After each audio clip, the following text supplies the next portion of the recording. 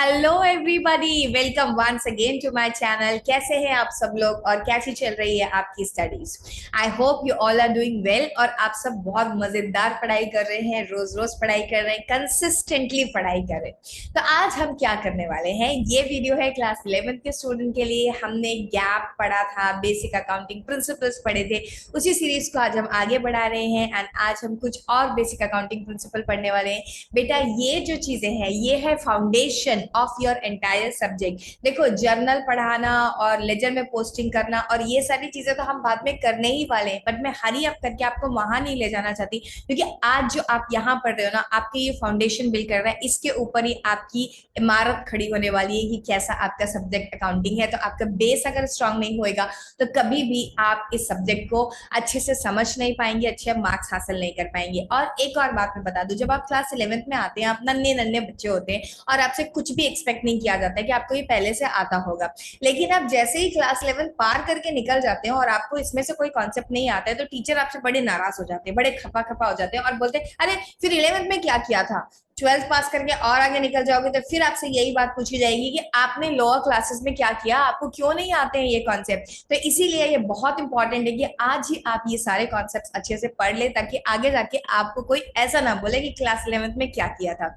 चलो, आज का काम स्टार्ट करते हैं और मैं ले जाती हूँ आपको अपने हैंड रिटन नोट्स के ऊपर। यहाँ से हम लोग पढ़ाई कर रहे थे, हम लोगों ने कुछ बेसिक प्रिंसिपल्स पढ़ लिए थे। कहाँ तक के प्रिंसिपल्स पढ़ लिए थे ये देखो, मैंने आपको जो प्रीवियस क्लासेस में पढ़ाया था वो मैंने पढ़ाया था आपको अकाउंटिंग पीरियड प्रिंसिपल, मैंने आपको पढ़ाया था money measurement principle and business entity. ये तीन प्रिंसिपल्स हमने पढ़ लिए थे।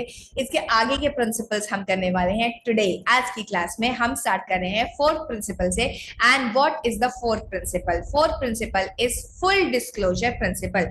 ये फुल डिस्क्लोजर क्या होता है मैम, क्या डिस्क्लोज करना है? चलो यही देखते हैं कि क्या डिस्क्लोज करना है और क्यों डिस्क्लोज करना है। डिस्क्लोजर मतलब कि हम अपनी बुक्स ऑफ अकाउंट्स में कुछ भी बातें छुपा कर नहीं रख रहे हैं अपने यूजर्स ऑफ अकाउंटिंग इंफॉर्मेशन से। कौन है ये यूजर्स ऑफ अकाउंटिंग इंफॉर्मेशन? वो है गवर्नमेंट, वो है इन्वेस्टर्स, वो है एम्प्लॉइज, वो है आपके share holders and various other stake holders जिनको इंटरेस्ट है आपकी ऑर्गेनाइजेशन के रिजल्ट्स में। तो हम उनसे कोई भी बात छुपाते नहीं है, फुल डिस्क्लोजर देते हैं। जो भी हमने काम किए हैं वो सारे के सारे डिस्क्लोज करते हैं। ओके, तो disclosure should be made of the items required under the law and those items which are material। लेकिन किस किस बात का डिस्क्लोजर कर दें? हमारे एम्प्लॉय ने 10 दिन की छुट्टी ली थी, भाई साहब बता दें क्या ये? अरे इससे क्या फर्क पड़ रहा है? किसी को कोई भी फर्क नहीं पड़ रहा है। हमें ऐसी बातों का डिस्क्लोजर करना चाहिए जो कि या तो लॉ बोलता है जैसे कि अगर आपने कोई भी रिलेटेड पार्टी ट्रांजेक्शन किए, जैसे कि डायरेक्टर के भाई को आपने कंपनी का कोई कॉन्ट्रैक्ट दे दिया है तो यह रिलेटेड पार्टी ट्रांजेक्शन, इसको डिस्क्लोज कर दो। या फिर आपने कोई भी ऐसा काम किया हुआ है जो कि अकाउंटिंग प्रिंसिपल से अलग हट के किया हुआ है तो आप उसको डिस्क्लोज कर दो। एंड दूसरी बात यह है कि ये मटीरियल होना चाहिए। डिस्क्लोजर किसका होगा? जो भी मटीरियल है ऑब्वियसली, क्योंकि जब हम रिकॉर्डिंग नहीं करते इमटीरियल आइटम्स की तो हम डिस्क्लोजर भी इमटीरियल आइटम्स का नहीं करेंगे। मटीरियल का मतलब क्या होता है? ऐसा आइटम जिससे अगर आपने डिस्क्लोज नहीं किया तो जो यूजर है अकाउंटिंग इंफॉर्मेशन का, उसका डिसीजन हो सकता है चेंज हो जाता है अगर आप इसे डिस्क्लोज कर देते तो। ठीक है, तो ये बातें आपको बतानी होती है लिख करके अपनी बुक्स ऑफ अकाउंट्स में। देखो सेकंड पॉइंट में दिया हुआ, material items are those which may have an impact on the decision of investor। For example आपकी एक बिल्डिंग थी 2 करोड़ रुपीस की, उसके अगेन आपने काफी सारे लोन्स लिए हुए थे और अर्थक्वेक आया, बिल्डिंग गिर गई। आपको ये बात डिस्क्लोज करके बतानी पड़ेगी अपने बुक्स ऑफ अकाउंट्स में, क्योंकि ये मटेरियल फैक्ट है। क्योंकि अगर आपकी बिल्डिंग एक इतनी इंपॉर्टेंट एसेट जिसके अगेंस्ट आपने काफी लोन लिए हुए थे, वो अगर डैमेज हो गई है, जिसकी अब कोई वैल्यू नहीं रही है, डिमोलिश हो चुकी है पूरी तरह से, तो ये यूजर जो है अकाउंटिंग इन्फॉर्मेशन का, जो इन्वेस्टर है उसके डिसीजन को चेंज कर सकता है। इन्वेस्टर को डर लग सकता है, अरे बाबा इस ऑर्गेनाइजेशन की एक बड़ी एसेट को क्या हो गया है, नुकसान हो गया है, अब वो है नहीं, ऐसा हो सकता है। इसीलिए आपको ये बातें डिस्क्लोज करनी पड़ती है, ये होता है मटीरियल। अब देखो, disclosure of significant information relating to economic affairs of an entity results in the better economic results in the better understanding of financial information. ये क्यों जरूरी है कि हम फाइनेंशियल इन्फॉर्मेशन में सारे डिस्क्लोजर दें? क्योंकि ऐसा करने से आपका इंटेंशन पता चलता है कि आपका कोई भी बैड इंटेंशन नहीं है, you don't want to hide anything and you want to disclose everything. इससे जो यूजर ऑफ अकाउंटिंग इन्फॉर्मेशन है उसकी अंडरस्टैंडिंग जो है आपके बुक्स के लिए, आपके अकाउंट्स के लिए, वो बेटर हो जाएगी और वो सही तरीके से समझ पाएगा कि क्या आप प्रेजेंट करना चाहते हैं और क्या जो सही में है वही प्रेजेंट हो रहा है या नहीं। ठीक है, तो ये है full disclosure principle. It has to be followed by all the organisations. Next principle है मटीरियलिटी प्रिंसिपल। मटीरियलिटी प्रिंसिपल क्या होता है? मतलब कि जैसे हमने ऊपर पढ़ा था, मटेरियल का मतलब वो चीजें जो कि इन्वेस्टर या यूजर के या स्टेक होल्डर के डिसीजन पे इंपैक्ट डाल सकती है, उसको हम बोलते हैं मटेरियल। ठीक है, तो मटीरियलिटी प्रिंसिपल बोलता है only material item should be disclose in the books of accounts. मतलब एक तरीके से ये जो फुल डिस्क्लोजर बातें कर रहा था ना, उसकी उल्टी बात कर रहा है। फुल डिस्क्लोजर एक तरीके से हमको बोल रहा था सब कुछ डिस्क्लोज कर दो, सब कुछ डिस्क्लोज कर दो, लेकिन ये हमें आगे उसका एक्सप्लेनेशन दे रहा है कि क्या डिस्क्लोज कर दो। मटीरियल आइटम्स को डिस्क्लोज करना, ऐसे आइटम जिनका मटीरियल इंपैक्ट नहीं है उनको डिस्क्लोज मत करो। Material items are those which may influence the decision of the user. ये तो हमने ऊपर भी पढ़ के आया, वही बात है। Items which are not material can be avoided to be disclose. ऐसे आइटम्स जो मटीरियल नहीं। अब देखो मटीरियल भी क्या है, बहुत इंपॉर्टेंट है ये समझना।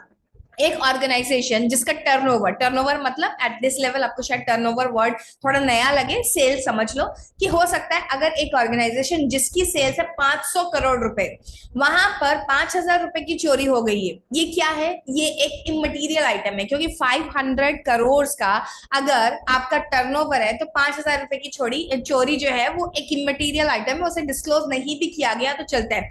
लेकिन एक ऑर्गेनाइजेशन जिसका टर्नओवर ही 50,000 रुपए, वहां 5,000 रुपए की चोरी हो गई, क्या है? मटेरियल आइटम है। Yes it is, it's a big amount, significant amount, क्योंकि 50,000 का टर्नओवर और 5,000 की चोरी, तो सीधा सीधा यहाँ पे 10% की चोरी हो चुकी है, तो आपको दिखाना पड़ेगा in the books of accounts. ठीक है, तो कई बार कितना बड़ा अमाउंट है ये डिसाइड नहीं करेगा कि आइटम मटेरियल है कि मटेरियल नहीं है, वो डिसाइड करेगा कि ऑर्गेनाइजेशन का टर्नओवर या बाकी सारी चीजें कैसी है। ठीक है, आगे देखो।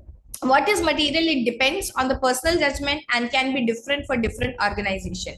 Okay, तो अगेन अगर हम बात करें कि पर्सनल जजमेंट मतलब क्या होता है, पर्सनल जजमेंट मतलब वही जो मैंने आपको अभी एग्जांपल दिया कि कितनी बड़ी ऑर्गेनाइजेशन है, टर्नओवर कितना है, क्या ये बैंक है, बैंक के लिए तो 5,000 रुपए की चोरी बहुत बड़ी बात है, क्योंकि बैंक में तो बड़े स्ट्रिक्ट लॉ होते हैं। वहां तो आप देखोगे कि इंटरेस्ट लिखा होता है, अगर इंटरेस्ट आ रहा है 59 रुपीज 0.05 पैसा, तो वो 0.05 भी लिखना होता है। तो बैंक जैसी ऑर्गेनाइजेशन के लिए ऑब्वियसली ये मटेरियल आइटम नहीं है, ये मटेरियल आइटम ही है। तो ये सारी बातें डिपेंड करती है पर्सनल जजमेंट पे, और किस तरीके की ऑर्गेनाइजेशन है, उनका नेचर ऑफ बिजनेस क्या है, उनके ऊपर डिपेंड करता है। ठीक है, नेक्स्ट कॉन्सेप्ट पे हम जा रहे हैं अब। आई होप आपको ये दोनों कॉन्सेप्ट अच्छे से समझ में आ गए, काफी कुछ इंटर रिलेटेड है डिस्क्लोजर का कॉन्सेप्ट एंड मटेरियलिटी का प्रिंसिपल। ठीक है, ये देखिए डिस्क्लोजर में क्या बोला था कि सारी बातें खुल करके बता दो, आराम से बता दो, ताकि आपको यूजर ऑफ अकाउंटिंग इन्फॉर्मेशन को पूरी क्लियर पिक्चर मिल जाए, बेटर अंडरस्टैंडिंग हो जाए आपकी बुक्स ऑफ अकाउंट्स की।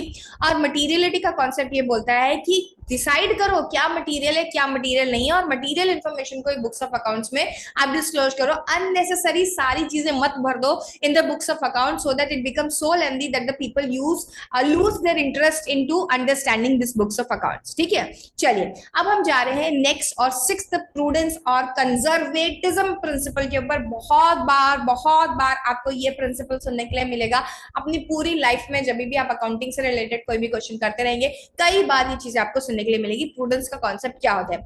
ये जो लाइन है, ये गोल्डन लाइन है जो यहाँ लिखी हुई है, do not anticipate a profit but provide for all the possible losses. ये जो कॉन्सेप्ट है ये बहुत कंजर्वेटिव होने के लिए बोलता है हमको, बहुत सोच सोच के फूक के कदम रखने के लिए बोलता है। और ये बोलता है कि देखो कोई भी लॉस जो है हम एंटिसिपेट करेंगे कि ये हो सकता है, ऐसा खतरा हमारे ऊपर मंडरा रहा है, ये हो सकता है, वो हो सकता है, लेकिन कोई भी प्रॉफिट हम कभी भी एंटिसिपेट नहीं करेंगे। तो हमेशा ये सोच के चलना है कि बुरा हो सकता है, अच्छा होगा तो ठीक है, जैसा होगा वैसा हम एक्सेप्ट कर लेंगे, लेकिन हम कोई प्रॉफिट अज्यूम करके कुछ नहीं करेंगे। मतलब कि क्या बोलता है ये कॉन्सेप्ट, एक बात बताऊं मैं आपको, इसे आप शेख चिल्ली की स्टोरी से रिलेट कर सकते हैं। अगर आपने शेख चिल्ली की स्टोरी सुनी है तो शेख चिल्ली कौन थे? एक पर्सन थे शेख चिल्ली जिनके पास कुछ मुर्गियां थी और कुछ अंडे थे, और वो ख्याली पुलाव बनाते रहते थे कि मैं जब जाऊंगा इतनी मुर्गियां होंगी, इतने अंडे होंगे, मैं ये बेचूंगा, फिर जो पैसे आएंगे उससे मैं ये करूंगा, ये करूंगा, ये करूंगा। एंड एक्चुअली में वैसा कुछ भी नहीं होता। उनके पास जितने भी एग्स थे सारे के सारे ब्रेक हो जाते हैं और वो कुछ भी नहीं कर पाते। तो ये वही बात बोलता है कि ऐसे ख्याली पुलाव मत बनाओ कि इतने अंडे बेचेंगे, इतने पैसे आएंगे और इतना काम होगा। अभी तक बिका तो नहीं है ना, कुछ भी हो सकता है, मार्केट कंडीशंस चेंज हो सकती है, वेरी स्ट्रिक्ट लॉस आ सकते हैं जो कि आपके मटेरियल को वाइप आउट ही कर दें, आपको सेल करने ही ना दें, ऐसा कुछ हो जाए। या फिर आपके सामने कोई बहुत बड़ा तगड़ा कंपटीटर खड़ा हो जाए जो आपका मटेरियल सेल ना करने दे, अर्थक्वेक आ जाए, कोई फायर हो जाए, कुछ भी हो सकता है। तो कोई भी ऐसा ख्याली पुलाव, एक्सक्यूज मी, मत बनाना कि इतना पैसा आएगा और इतना खर्चा कर देंगे। नो, जब आएगा तब का तब देखा जाएगा। लेकिन क्या अर्थक्वेक आ सकता है, क्या हमारे यहाँ चोरी हो सकती है, इसको आज ही सोचकर कुछ कर ले। यस, ये इसको आज ही सोच करके इंश्योरेंस ले लो, कोई प्रोविजन बना लो कि ये लॉसेस हो सकते हैं। ठीक है, that is what is explained in this prudence concept. So first है anticipate losses. Anticipated losses should be provided for. Provided for मतलब ना सिर्फ सोचना है कि ऐसा हो सकता है, सोचने के बाद एक्शन भी लेना है। जैसे कि हम ये सोच सकते हैं, ये हो सकता है कुछ डेटर्स हमें पैसा ना दें और वो डिस्काउंट मांगने लगे या फिर बिना पैसा दिए भाग जाए। तो in that case what are you going to do, you have to make the provision कि अच्छा हो सकता है कि 2% डेटर्स ऐसे निकल जाए, 3% डेटर्स ऐसे निकल जाए। तो पहले ही हम प्रोविजन बना के रख लेते कि ओके ठीक है, मेरे 50,000 के डेटर्स है और मैंने 5,000 का प्रोविजन बना लिया कि 2,500 रुपए तो आने ही नहीं वाले, मैं यही सोच के चलूंगी, मैं 47,500 रुपीज ही मैं मुझे मिलने वाले। ठीक है, ये है मेकिंग द प्रोविजन। सेकेंड है no anticipation of profit should be made. वो तो हमने अभी अभी डिस्कस कर लिया कि शेख चिल्ली मत बनो भाई, कुछ भी एंटिसिपेट मत करो। Then prudence principle prepares the business for future ready to take any kind of shocks and easily sail through the tough times. Okay, तो ये क्या करता है कि आपको रेडी कर देता है, फ्यूचर रेडी, कि देखो ऐसा ऐसा हो सकता है, सोच लो और अभी से प्रोविजन बना लो, और आपको फ्यूचर रेडी कर देता है so that you can sell through any tough time. Okay, तो ये आपको तैयार कर रहा है टफ बैटल्स के लिए। नेक्स्ट है drawback can be making secret reserve. हाँ, इसका एक ड्रॉबैक हो सकता है। क्या ड्रॉबैक हो सकता है, ये कि कुछ लोग प्रूडेंस के नाम पे सीक्रेट रिजर्व बना ले जो कि लीगली अलाउड नहीं है, और उठा के पैसा अलग रखते जाए, दिखाएंगे अरे देखो हमने ये प्रॉफिट कम इसलिए दिखा रहे हैं क्योंकि हमने यहाँ पे प्रॉफिट के में से ये प्रोविजन बनाया, ये प्रोविजन बनाया, ये प्रोविजन बनाया और सीक्रेटली बनाया है ये रिजर्व, आप किसी को शो नहीं करे। तो वो गलत बात है भाई, वैसा नहीं करना चाहिए। ठीक है, चलो, तो हमने कितने प्रिंसिपल्स पढ़ लिए आज, 3 प्रिंसिपल्स पढ़ लिए। प्रिंसिपल नंबर 1 4th से हमने स्टार्ट किया था। Principle number 1 was full disclosure principle. Then principle number 2 is materiality.